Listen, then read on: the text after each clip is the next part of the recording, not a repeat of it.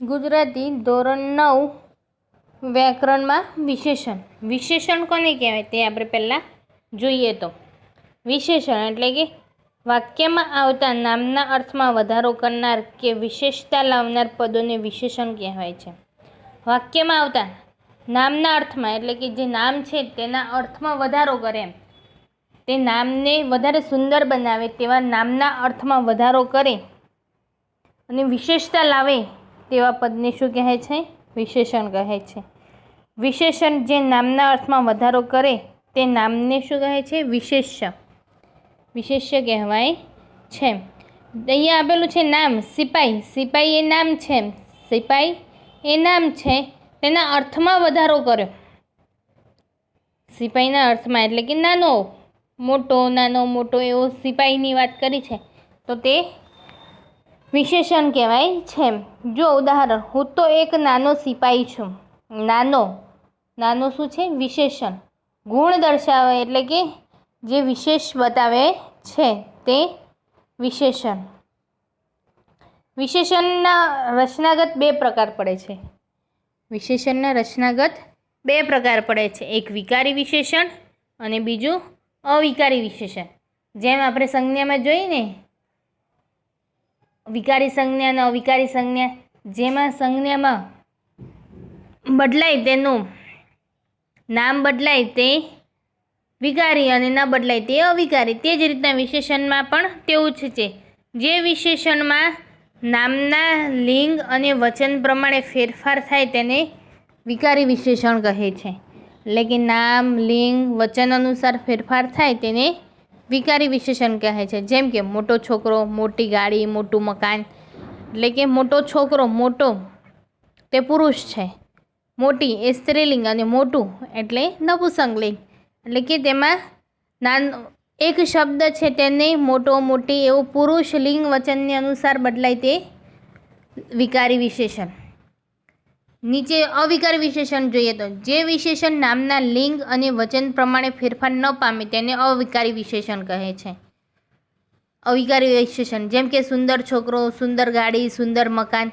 સુંદર છે એમાં સુંદરી, સુંદરો એવું કંઈ થતું નથી. એટલે કે જે શબ્દ આપેલો છે તેમાં કોઈ ફેરફાર થતો નથી, તેને અવિકારી વિશેષણ કહે છે. હવે વિશેષણના પ્રકાર જોઈએ તો વિશેષણના અર્થગત પ્રકારો 4 છે. ગુણવાચક વિશેષણ, સંખ્યાવાચક વિશેષણ, સંબંધવાચક વિશેષણ અને સાર્વનામિક વિશેષણ. એમાં ગુણવાચક વિશેષણ જોઈએ તો કોઈ વસ્તુ, પદાર્થ કે વ્યક્તિના વિશેષ ગુણ કે લક્ષણો દર્શાવવા માટે જે વિશેષણ વપરાય તેને આપણે ગુણવાચક વિશેષણ કહીએ છીએ. કઈ વસ્તુ, પદાર્થ કે વ્યક્તિના વિશેષ ગુણ માટે કે લક્ષણો દર્શાવવા માટે જે વિશેષણ વપરાય તેને ગુણવાચક વિશેષણ કહીએ છે.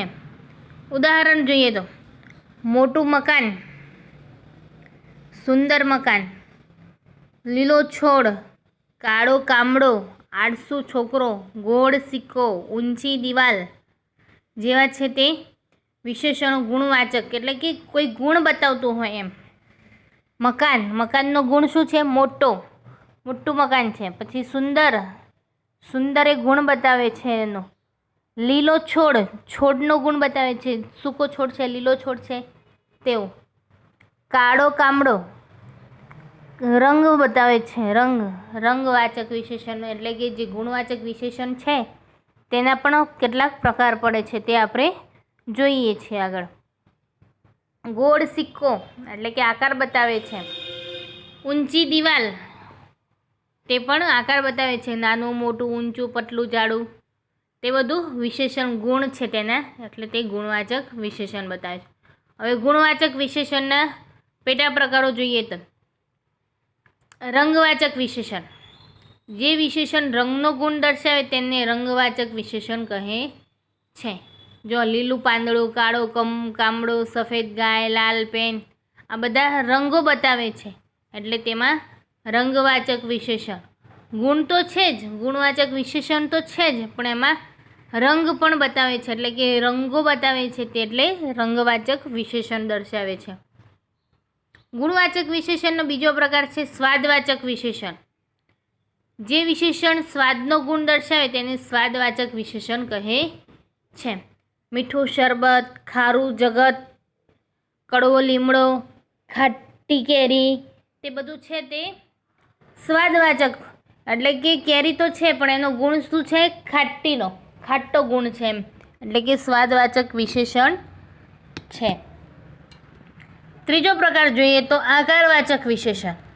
જે વિશેષણ ખાસ આકારને સૂચવે તેને આકારવાચક વિશેષણ કહે છે. વાક્યમાં જો ગોળ સિક્કો, ચોરસ મકાન, લાંબી દિવાલ, ઊંચી દિવાલ આવા વિશેષણો આપેલા હોય તો તે વિશેષણો આકારવાચક વિશેષણ થાય છે. બીજું છે સંખ્યાવાચક વિશેષણ. જે સંખ્યા પૂર્ણક્રમ સંખ્યા, ક્રમિક સંખ્યા કે અંદાજિત સંખ્યાનો નિર્દેશ કરે તેને સંખ્યાવાચક વિશેષણ કહેવાય છે. સંખ્યા એટલે કે પૂર્ણ સંખ્યા 2, 3 તે પૂર્ણ. ક્રમિક બીજો, ત્રીજો, ચોથો એમ નંબર પ્રમાણે એમ ક્રમમાં આવે તેને ક્રમિક. અંદાજિત એટલે કે એમના માટે કોઈ નક્કી સંખ્યા હોતી નથી, એટલે કે લગભગ, કેટલા તેવા શબ્દો હોય તે અંદાજિત સંખ્યાનો નિર્દેશ કરે છે. હવે જોઈએ સંખ્યાવાચક ઉદાહરણમાં. એમાં પૂર્ણ સંખ્યાવાચક વિશેષણ જોઈએ તો 2 છોકરા.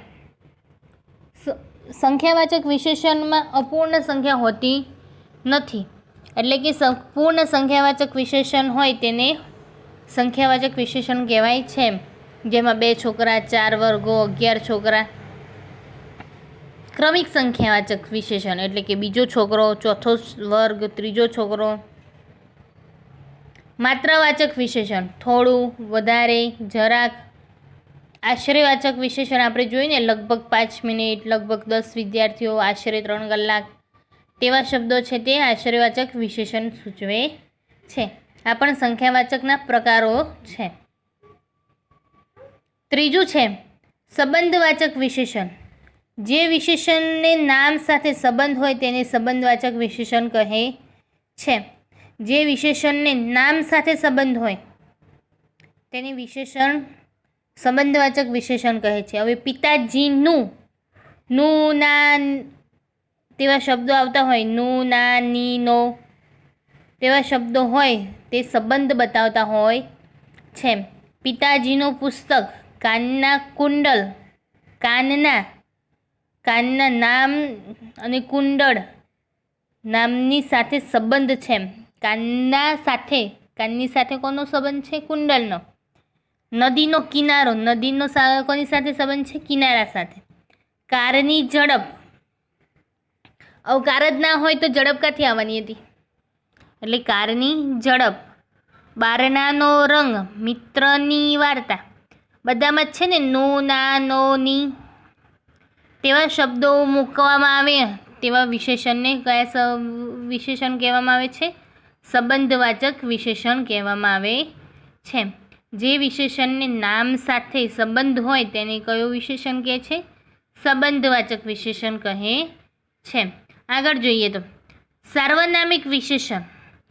મારી, તારી, અમારી વગેરે વિશેષણો સર્વનામ તરીકે વપરાય તેને સાર્વનામિક વિશેષણ કહે છે.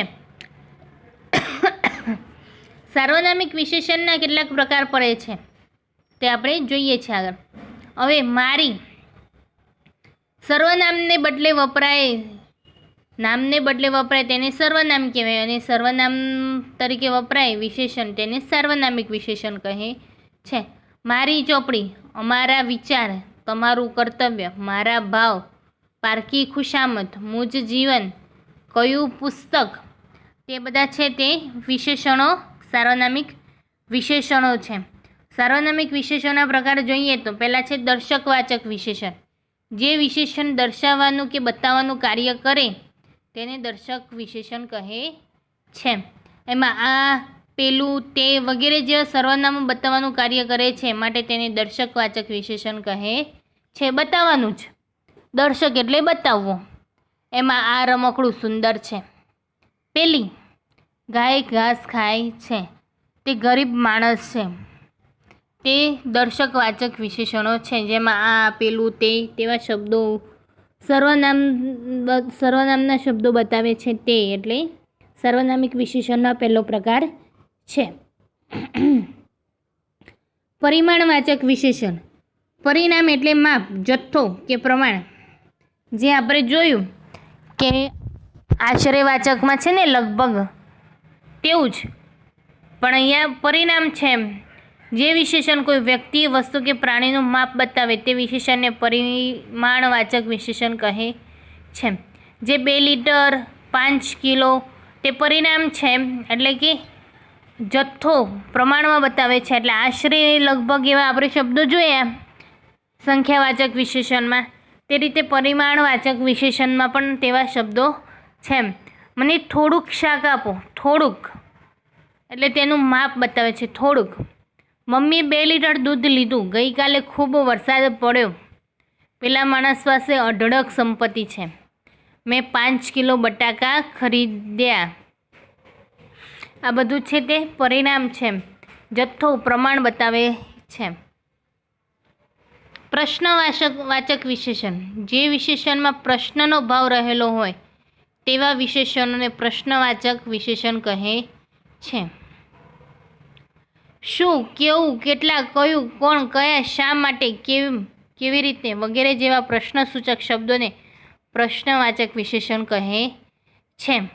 પ્રશ્નવાચક વિશેષણમાં જોઈએ તો ઉદાહરણ: તું ક્યાં ગયો હતો? આજે આપણા ઘરે કોણ આવવાનું છે? તું પરીક્ષામાં કેટલા માર્ક્સ લાવ્યો? તું કેવા અક્ષર કાઢે છે? બહેન કેમ રડે છે? તેવા પ્રશ્નવાચક સૂચનો બતાવતા હોય તેને પ્રશ્નવાચક વિશેષણ કહે છે. અને સર્વનામમાં પણ પ્રશ્નવાચક સર્વનામ છે, તો તેમાં કેમ ઓળખી શકીએ? વિશેષણ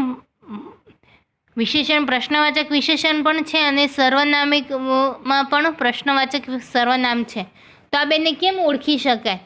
જેમાં પ્રશ્નવાચક વિશેષણમાં પ્રશ્નના વિશેષો બતાવે છે, જે પ્રશ્ન સૂચવે છે તે વિશેષ બતાવે છે. વિશેષણ એમાં કઈ શબ્દ બતાવે છે અલગ, અને જ્યારે સર્વનામમાં પ્રશ્ન પૂછાય છે તેમાં પ્રશ્ન જે છે તેનો નામ આવે, તેમાં વ્યક્તિ કે વસ્તુનું નામ આવે તે સર્વનામ. જ્યારે વિશેષણમાં ગુણ આવે, દર્શક આવે, સંખ્યા આવે, સર્વનામ આવે, પછી સંબંધક આવે, તેવા શબ્દો હોય તે વિશેષણ બતાવે, પ્રશ્નવાચક વિશેષણો બતાવે છે. જોઈએ તો વિશેષણોને શોધી અને તેના પ્રકાર લખવાના છે. આ ટેવ જંગલી, ગંદી અને હાનિકારક છે. ટેવ એ વિશેષ્ય છે. જંગલી, ગંદી અને હાનિકારક તે તેના ગુણો બતાવે છે. ટેવના ગુણો છે તે ગુણવાચક વિશેષણ બને છે. બીજું છે આગગાડીના ડબ્બામાં ઘણી બીડી ફૂંકાતી હતી. આગગાડીના સંબંધવાચક વિશેષણ. ડબ્બામાં, આગગાડીના ડબ્બામાં એટલે કે આગગાડી વિશેષ્ય છે, તેને ગાડી સાથે સંબંધ છે, ડબ્બા સાથે સંબંધ છે. આગગાડીનો ડબ્બા સાથેનો સંબંધ છે, એટલે કે આગગાડીના એટલે સંબંધવાચક વિશેષણ. પછી ઘણી એટલે ઘણી માત્રાસૂચક બતાવે છે. ઘણી એટલે સંખ્યાવાચક વિશેષણમાં માત્રાસૂચક વિશેષણ છે ને તેનો પ્રકાર, તે ઘણી એટલે કે સંખ્યાવાચક વિશેષણમાં માત્રાવાચક વિશેષણ બતાવે છે. સયાજીરાવ 2 ભેખડ ઉપર 1-2 અંગરક્ષકો સાથે ઊભા હતા. 1-2 પૂર્ણ સંખ્યાવાચક વિશેષણ બતાવે છે.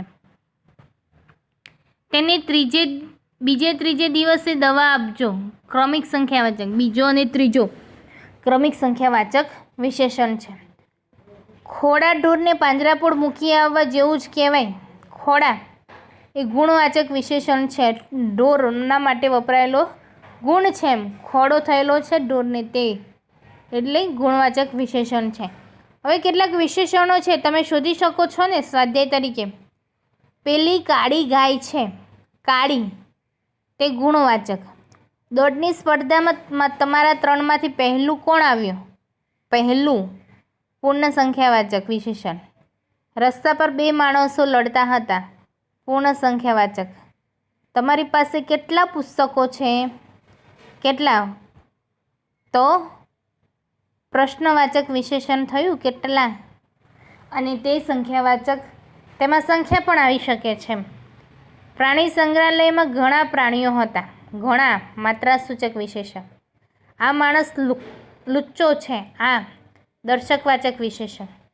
આ બતાવે છે કે આ માણસ.